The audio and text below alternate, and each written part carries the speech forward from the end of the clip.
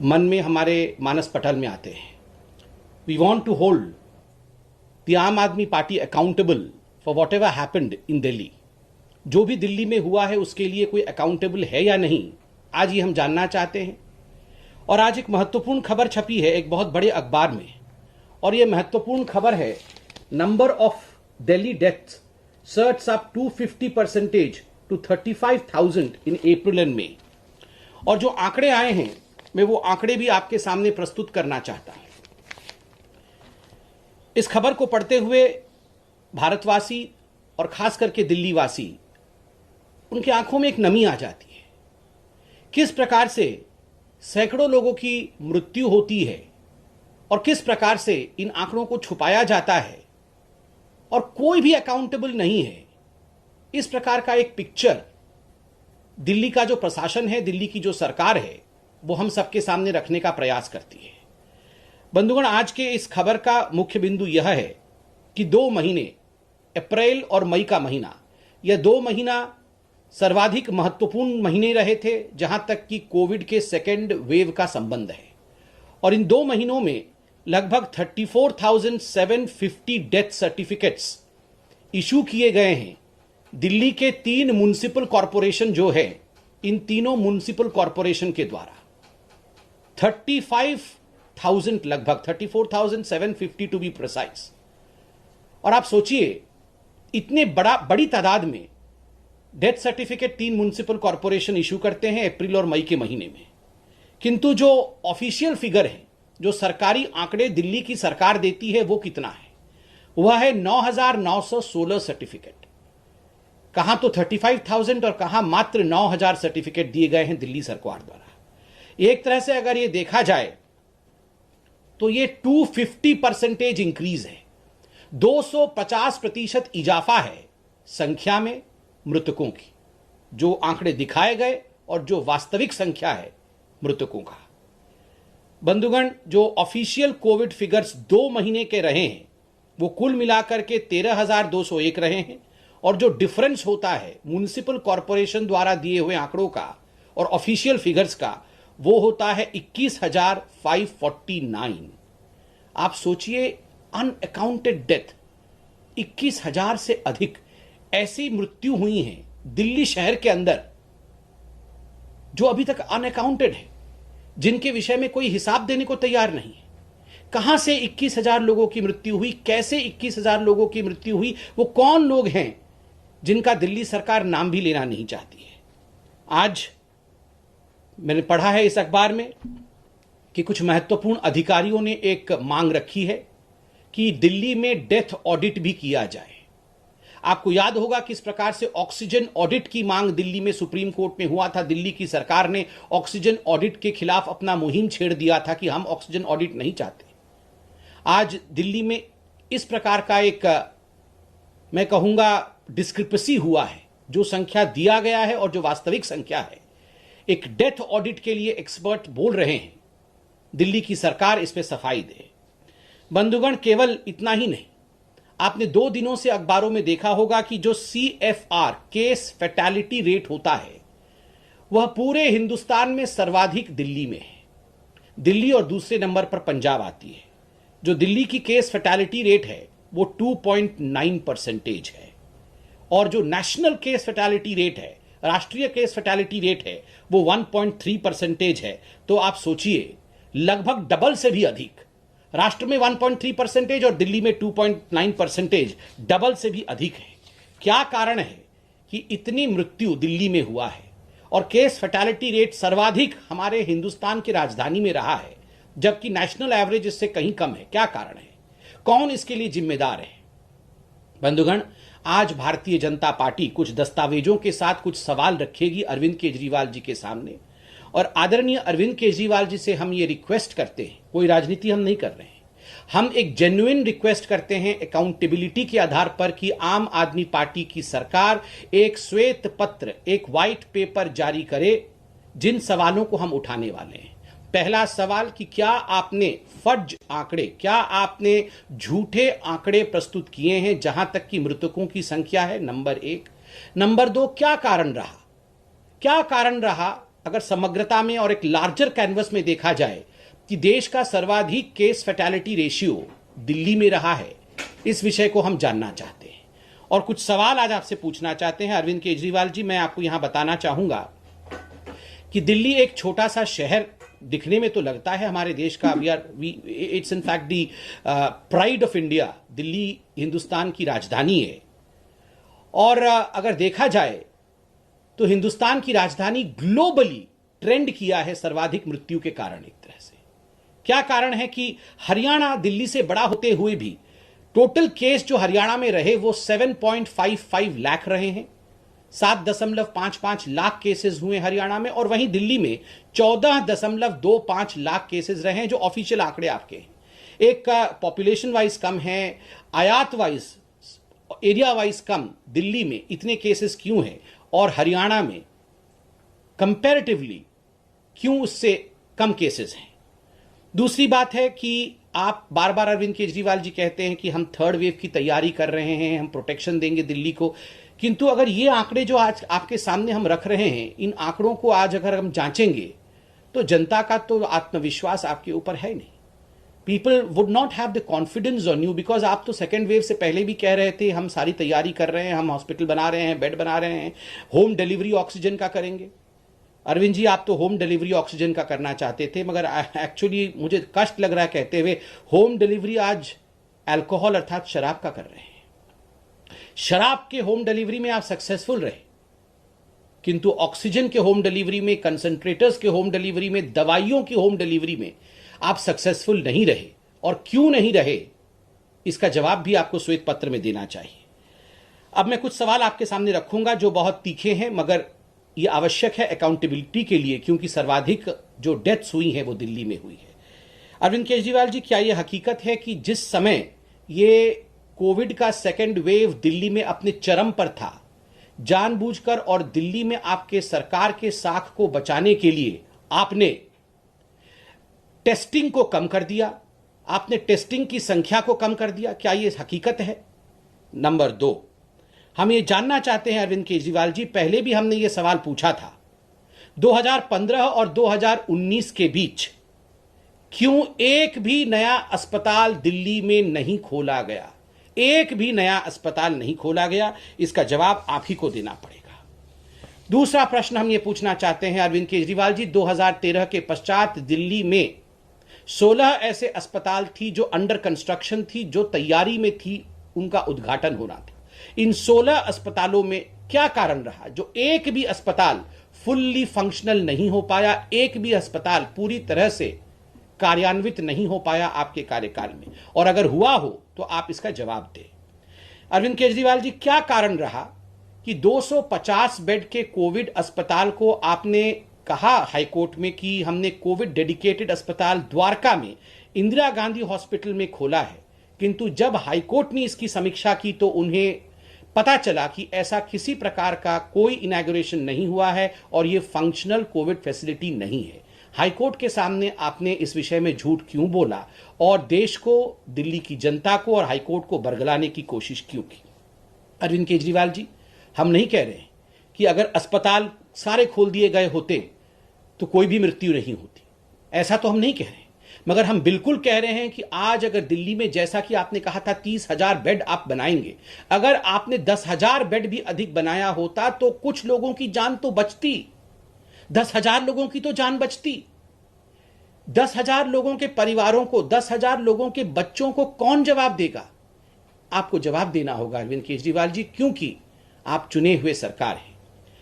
अरविंद केजरीवाल जी, एक और प्रश्न है वेंटिलेटर्स को लेकर। क्या कारण रहा कि 2020 जुलाई 2020, पिछले साल 2020 से अप्रैल 2021 तक एक भी वेंटिलेटर आपने नहीं खरीदा और अब जो भी अस्पताल में वेंटिलेटर्स नए लगे हैं दिल्ली में वो पीएम केयर्स के माध्यम से प्रोक्योर्ड है, एक भी वेंटिलेटर दिल्ली की सरकार ने नहीं खरीदा। चौथा सवाल अरविंद केजरीवाल जी ऑक्सीजन प्लांट को लेकर है। हमने पहले भी सवाल पूछा था, फिर से पूछ रहे हैं। आपने एक महीने पहले, बल्कि आज 1 महीने 15 दिन हो गए, आपने कहा था कि 44 ऑक्सीजन प्लांट्स दिल्ली में लगेंगे। आपने अभी तक हमारे प्रश्न का जवाब नहीं दिया कि कितने ऑक्सीजन प्लांट लग गए।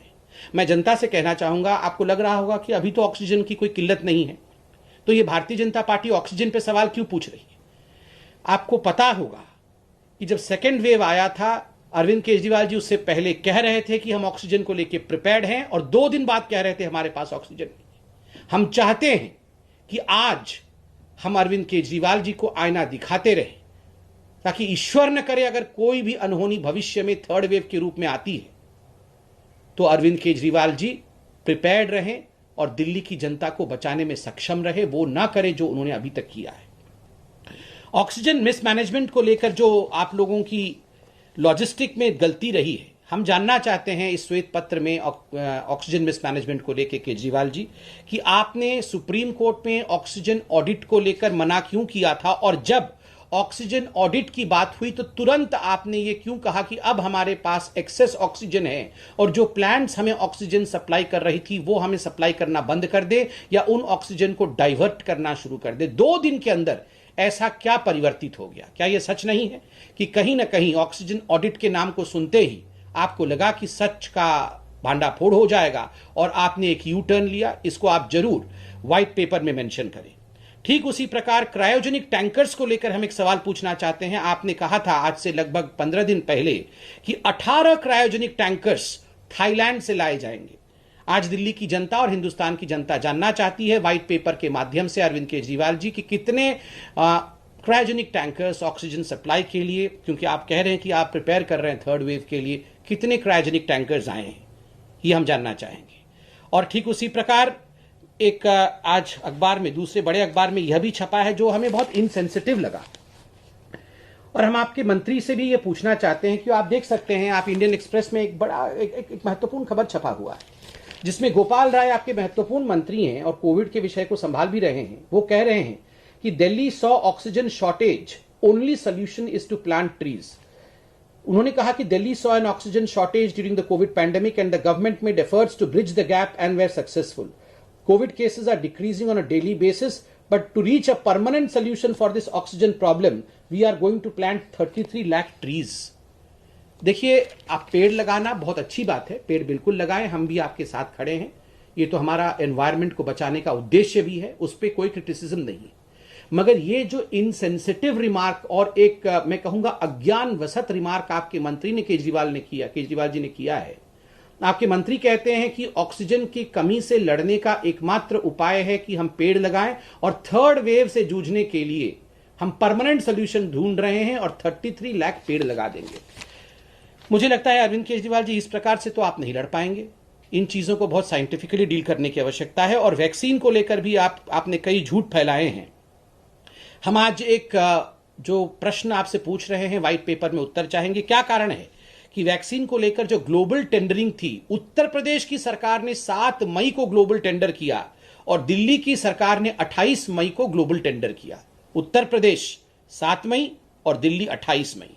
ये जो डिफरेंस है आपके बीच समय का, ये आखिरकार क्यों रहा? और एक और सवाल हमने पूछा था, उसका जवाब आपने दिया नहीं कि क्या कारण रहा कि जो प्राइवेट अस्पताल दिल्ली में हैं उन्होंने अधिक वैक्सीन प्रोक्योर किया और जो दिल्ली की सरकार है, जो बड़ी है, जो प्राइवेट हॉस्पिटल से काफी बड़ी है, उन्होंने प्राइवेट हॉस्पिटल से कम प्रोक्योर किया है। लगभग केवल जो सेंटर देती है उसका 12 या 13% प्रोक्योर किया है। इसका जवाब भी आप व्हाइट पेपर में जरूर देंगे, ऐसा हमारा मानना है। व्हाइट पेपर में एक बहुत महत्वपूर्ण विषय है जिसके विषय में आपको जरूर लिखना चाहिए और वो है मोहल्ला क्लिनिक। अरविंद जी, मुझे बड़े दुख के साथ कहना पड़ रहा है, मोहल्ला क्लिनिक के विषय को आपने 2015 से ही उठाया और दरअसल ये मोहल्ला क्लिनिक नहीं, ये हो हल्ला क्लिनिक थे। आपने हर जगह की, WHO ने भी हमारी तारीफ की है, अमेरिका भी हमारी तारीफ कर रहा है, पूरा विश्व मोहल्ला क्लिनिक कर रहा है, मगर आपके राहुल मेहरा जी ने ही कोर्ट में कहा ये तो दरअसल 20 फीट के 2 कंटेनर होते हैं, छोटे छोटे कंटेनर होते हैं, इनमें तो हम कुछ नहीं कर सकते क्योंकि ये तो सुपर स्प्रेडर के रूप में काम करेगा। आपने करोड़ों रुपए की बजट इसके लिए सैंक्शन किए, कोई काम नहीं हुआ, कोई मोहल्ला क्लिनिक फंक्शनल नहीं है। वहां आज हम देख रहे हैं कि किस प्रकार गाय इत्यादि घूम रही है तो वो एकदम डिलैपिडेटेड अवस्था में पड़ी हुई है। क्या फायदा हुआ इतने बड़े बजट का, इतने बड़े आपके प्रोपेगेंडा का, अगर वो कोई काम का नहीं है। ये जो हो हल्ला क्लिनिक के विषय में आपने इतना हो हल्ला किया था, उसके विषय में भी आप जरा व्हाइट पेपर में मेंशन करिए। और एक और महत्वपूर्ण हिसाब किताब आपसे हम चाहते हैं दिल्ली सीएम रिलीफ फंड में मार्च 2020 से जनवरी 2021 तक, मार्च 2020 से जनवरी 2021 तक 34 करोड़ रुपए कंट्रीब्यूशन के रूप में आए। आपने इन 34 करोड़ रुपयों को कैसे खर्च किया, कोविड के लिए कहां कहां खर्च किया, ये आप जरा बताएं। पूरा पैसा कोविड में खर्च किया, एक भी पैसा कोविड में खर्च किया, या पूरा पैसा एडवर्टाइजमेंट पे खर्च किया, इस विषय में आप जरा बताएं, क्योंकि ये तो क्रिमिनल लायबिलिटी वाला विषय है। लोगों ने कंट्रीब्यूट किया है, आपने खर्च किया है कि नहीं किया है, ये हम जानना चाहते हैं। और अंत में दो छोटे छोटे विषय हैं, मगर बहुत बड़ा उनका रिपरकशन है। एक, हमारे जो फार्मर प्रोटेस्ट के बारे में आप लोगों ने उनको वाईफाई देना, पानी देना, इलीगल ऑक्यूपेशन कराना। आज पंजाब के सीएम भी दिल्ली आ रहे हैं, ये हम न्यूज में देख रहे हैं। ये आप दोनों, जो पंजाब और दिल्ली वालों ने, मतलब जो पॉलिटिकल पार्टीज है, आम आदमी पार्टी और पंजाब की कांग्रेस पार्टी, इन दोनों पार्टी ने आपस की राजनीति के कारण से जिस प्रकार से किसान आंदोलन, तथाकथित किसान आंदोलन को समर्थन करके उसको एक स्प्रेडिंग वेन्यू बनाने की कोशिश की है, आज वो पंजाब में भी चल रहा है, दिल्ली के बॉर्डर में भी चल रहा है। श्वेत पत्र में इसके विषय में भी अरविंद केजरीवाल जी जवाब दे। और लास्ट में बहुत महत्वपूर्ण विषय कि जो हमारे माइग्रेंट लेबरर्स थे, आज मैं ये कुछ महत्वपूर्ण डॉक्यूमेंट हैं, इंडिया टुडे इत्यादि ने इसे छापा भी है। We will sell kidneys to get food for the kids. Delhi में कई गरीब लोगों ने कहा है, अगर हमें अपने बच्चों को खाना और राशन देना है तो ऐसा लगता है कि हमें अपने बच्चों की किडनी, हम अपनी किडनी बेच देंगे। आप बताइए ये किस मुकाम पे आज दिल्ली खड़ी है।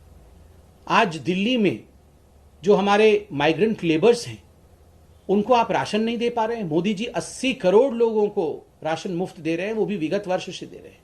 आप ना राशन दे पा रहे हैं, ना उनके लिए नौकरी मुहैया करा पा रहे हैं, और वो अपनी किडनी तक बेचने की बात कर रहे हैं।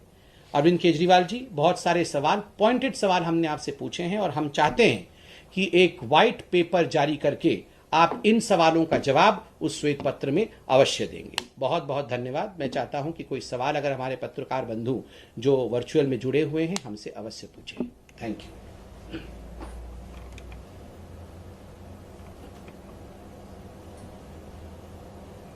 Yes, Mohit ji, I can hear you. Please go ahead with your question.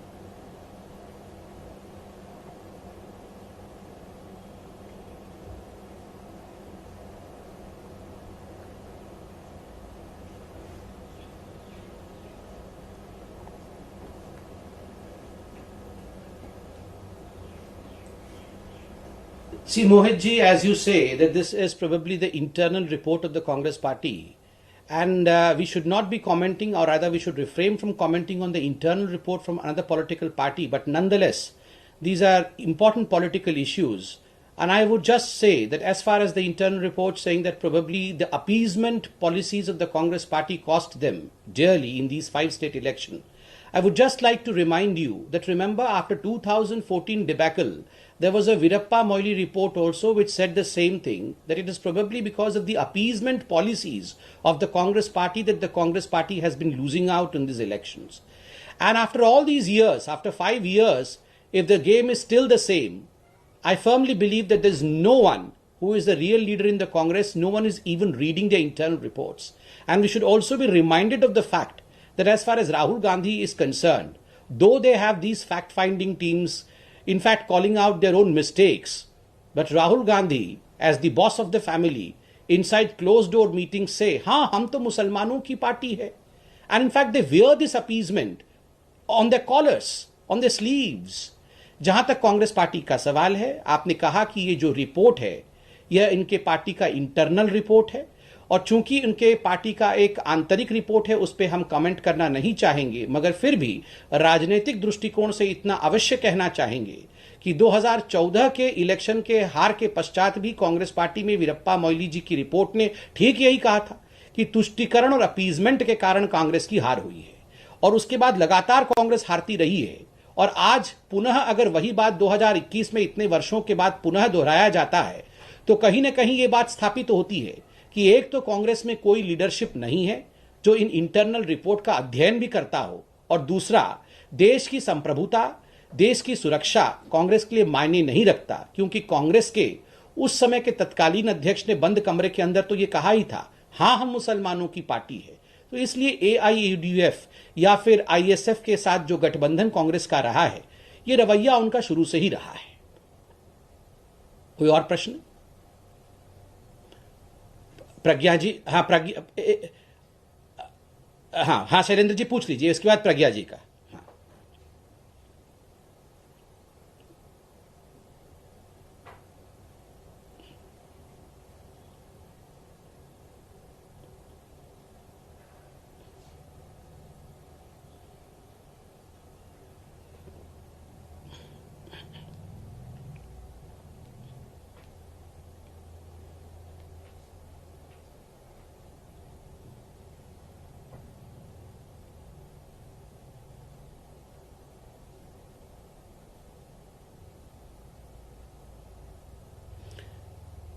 Shailendra ji धन्यवाद। आपने वैक्सीन की जो बर्बादी राजस्थान और छत्तीसगढ़ में हुआ है उसको लेकर सवाल पूछा है। देखिए, बड़े दुख के साथ मुझे कहना पड़ रहा है, ये जो 100 वर्षों के बाद इस प्रकार का एक पेंडेमिक, इस प्रकार की एक महामारी पूरे हिंदुस्तान और पूरे विश्व को अपने चपेट में लेती है, ये हम सब के लिए, ये मानवता के लिए एक मौका था कि हम एकजुट होकर इस महामारी के खिलाफ लड़ते। कोई भी राजनीतिक बाउंड्रीज, कोई भी राजनीतिक परिसमन इस प्रकार की महामारी में नहीं होना चाहिए था, क्योंकि मनुष्य एक भयंकर बीमारी के साथ लड़ रहा था। वही हर पॉलिटिकल पार्टी का कर्तव्य था, हर पॉलिटिकल पार्टी का धर्म था। मगर मुझे दुख के साथ कहना पड़ रहा है कि कुछ पॉलिटिकल पार्टीज जो हिंदुस्तान में हैं, उन्होंने इस मौके को गवाया और राजनीतिक मौके का फायदा उठाने का कोशिश किया। उन्हें लगा कि हम इसे एक चुनावी परिप्रेक्ष्य में देखेंगे और कहीं ना कहीं हम अपनी सरकार कैसे बना सके भविष्य में, इस पर चिंता करेंगे। और उसी का नतीजा रहा कि जहां राजस्थान ने वैक्सीन को वेस्ट किया, वहीं छत्तीसगढ़ ने भी वैक्सीन की बर्बादी की है। राजस्थान में जिस प्रकार के खबर सामने आ रहे हैं वो तो हमारे दिल को झकझोर देने वाले हैं। जिस प्रकार से एक बहुत महत्वपूर्ण पत्रिका ने रिपोर्ट करके दिखाया है कि केवल 8 जिलों में, पूरे राज्य का नहीं, केवल 8 जिलों में कुछ वैक्सीनेशन केंद्र में उन्होंने जब अध्ययन किया तो उन्होंने पाया कि लगभग 2500 डोज जो हैं वो बर्बाद हो चुकी है, 2500 जैब्स जो हैं वो बर्बाद हो चुकी है। आज हम राहुल गांधी से पूछना चाहते हैं, राहुल जी, ये तो केवल एक छोटा सा स्टडी था, केवल 8 जिलों का था।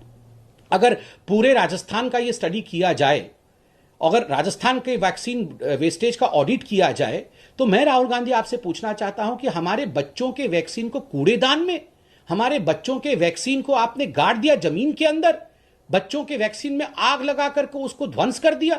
ये हमारे बच्चों के भविष्य के साथ, ये हमारे बच्चों के माता पिता के साथ, हमारे देश के भविष्य के साथ राहुल गांधी जी आपके राज्यों ने खिलवाड़ क्यों किया? मैं कोई आक्षेप नहीं लगा रहा हूं, मगर मैं ये पूछना चाहता हूं। मैं चाहता हूं कि एक ऑडिट हो ताकि ये बताया जा सके, ये पता लग सके कि ये वैक्सीन के जो बर्बादी हुई है इसका कारण क्या था। इसका कोई पॉलिटिकल कारण तो नहीं था ना? कहीं मोदी जी के केंद्र की सरकार को नीचा दिखाने के लिए और एक पॉलिटिकल गेम स्कोरिंग के लिए जानबूझ के कांग्रेस शासित राज्यों ने वैक्सीन को बर्बाद तो नहीं किया ना? ये एलिगेशन नहीं है, ये हम जानना चाहते हैं।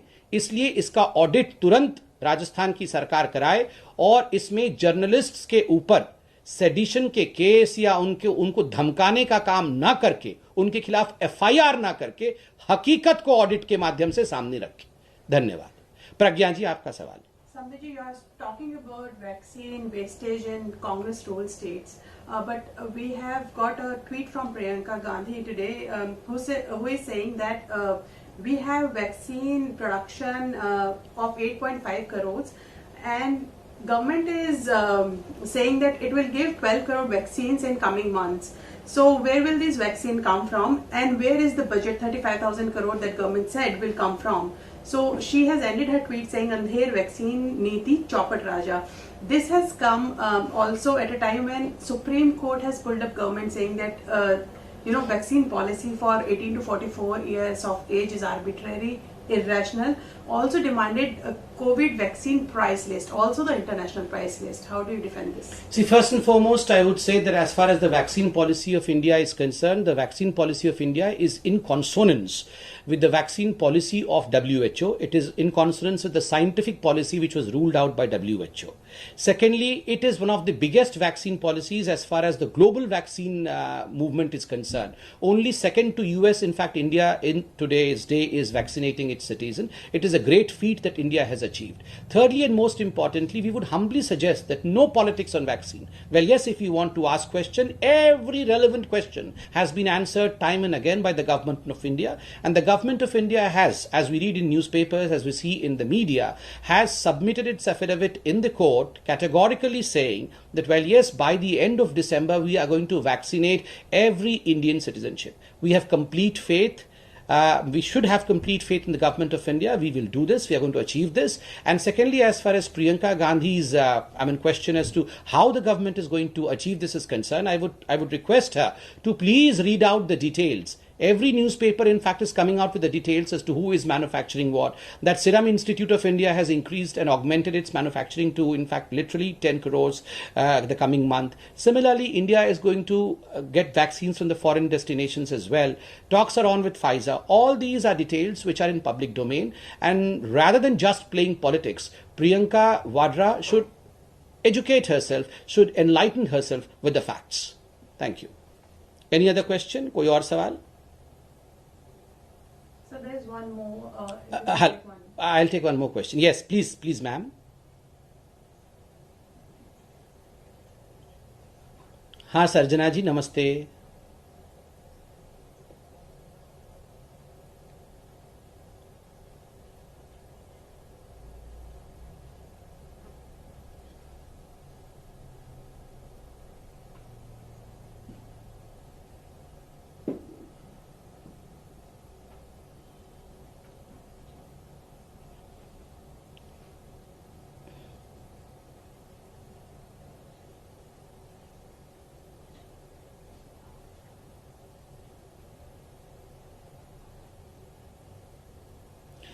देखिए, पहली बात, जहां तक ये आक्षेप है कि क्या दिल्ली बीजेपी जो केजरीवाल जी की नाकामियां हैं और खास करके मोहल्ला क्लिनिक की नाकामी है उसको उजागर नहीं कर पा रही है, बिल्कुल कर रही है. और जो भी फैक्ट्स आज हम आपके सामने इस प्रेस कॉन्फ्रेंस के माध्यम से रख रहे हैं वो दिल्ली बीजेपी के अध्यक्ष माननीय आदेश गुप्ता जी से ही हमें मिला है.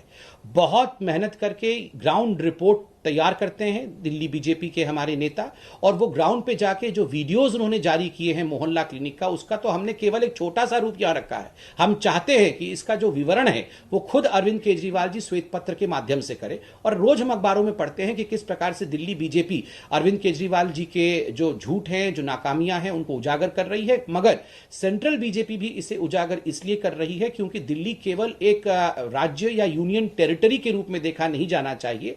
ये हमारे देश का शान है, ये हमारे देश की राजधानी भी है. और अरविंद केजरीवाल जी जिस प्रकार का प्रोपेगेंडा कर रहे हैं, हमें उनसे सिर्फ इतना ही इल्तिजा है, उनसे इतनी ही हमें शिकवा है कि वो केवल प्रोपेगेंडा ना करे, व्हाइट पेपर भी जारी करे और जो हकीकत है उसको बयां भी करे. धन्यवाद. प्रज्ञा जी, आप कुछ और पूछना चाहते थे? Sir, I want to ask you because there is already a struggle between Bengal and center as well, but there are also political statements coming from both sides regarding everything. So now TMC leader Abhishek Banerjee has called for invoking disaster management act against PM Modi for holding big rallies during COVID times. How do you see this statement? देखिए, मुझे लगता है जिस प्रकार से एक राजनीतिक लड़ाई बंगाल के अंदर करने की कोशिश की जा रही है, ये उचित नहीं है. यह समय डिजास्टर का है, इसलिए सभी को नियम और कानून के हिसाब से काम करना चाहिए. चूंकि इस विषय पर कानून अपना काम कर रही है, मुझे लगता है भारतीय जनता पार्टी के प्रवक्ता के नाते मुझे इस पर अधिक कमेंट करने की आवश्यकता नहीं है. मगर जिस प्रकार ममता बनर्जी ने विगत कुछ दिनों में वायलेंस, चाहे वो वायलेंस हो जो बीजेपी के कार्यकर्ताओं के खिलाफ हो रहा है, चाहे वो यश जो साइक्लोन हुआ है उसके मैनेजमेंट का विषय हो, इन सभी विषयों में जिस प्रकार से उन्होंने दोहरी नीति अपनाई है, ये पूरा हिंदुस्तान देख रहा है. मैं इसका राजनीतिकरण नहीं करना चाहता हूं क्योंकि ये पूरा विषय कानून के दायरे में है और एक्सपर्ट्स इस पे कमेंट कर रहे हैं. धन्यवाद. और कोई सवाल है? Thank you so much friends. Thank you.